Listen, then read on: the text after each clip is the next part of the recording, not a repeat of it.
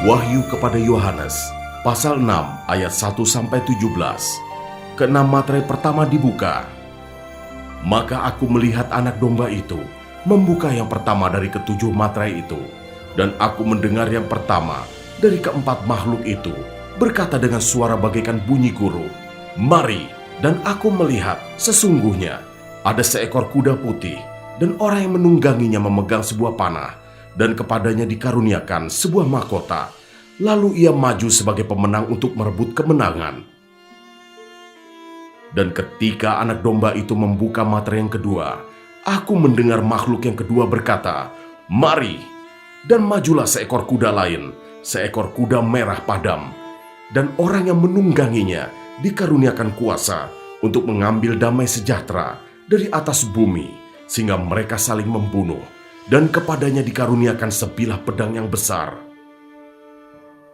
Dan ketika anak domba itu membuka materai yang ketiga, aku mendengar makhluk yang ketiga berkata, "Mari!" Dan aku melihat sesungguhnya ada seekor kuda hitam, dan orang yang menungganginya memegang sebuah timbangan di tangannya. Dan aku mendengar seperti ada suara di tengah-tengah keempat makhluk itu berkata, "Secupak gandum sedinar dan 3 cupak jelai sedinar, tetapi janganlah rusakkan minyak dan anggur itu." Dan ketika anak domba itu membuka materai yang keempat, aku mendengar suara makhluk yang keempat berkata, "Mari!" Dan aku melihat sesungguhnya ada seekor kuda hijau kuning, dan orang yang menungganginya bernama Maut, dan kerajaan maut mengikutinya. Dan kepada mereka diberikan kuasa atas 1/4 dari bumi untuk membunuh dengan pedang, dan dengan kelaparan dan sampar, dan dengan binatang-binatang buas yang di bumi. Dan ketika anak domba itu membuka materai yang kelima, aku melihat di bawah mezbah jiwa-jiwa mereka yang telah dibunuh oleh karena firman Allah dan oleh karena kesaksian yang mereka miliki.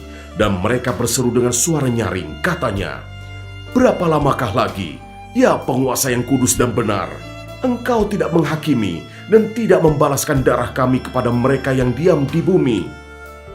Dan kepada mereka masing-masing diberikan sehelai jubah putih, dan kepada mereka dikatakan bahwa mereka harus beristirahat sedikit waktu lagi, hingga genap jumlah kawan-kawan pelayan dan saudara-saudara mereka yang akan dibunuh sama seperti mereka. Maka aku melihat ketika anak domba itu membuka materai yang wahyu kepada Yohanes, sesungguhnya terjadilah gempa bumi yang dahsyat, dan matahari menjadi hitam bagaikan karung rambut, dan bulan menjadi merah, seluruhnya bagaikan darah, dan bintang-bintang di langit berjatuhan ke atas bumi bagaikan pohon ara menggugurkan buah-buahnya yang mentah apabila ia digoncang angin yang kencang.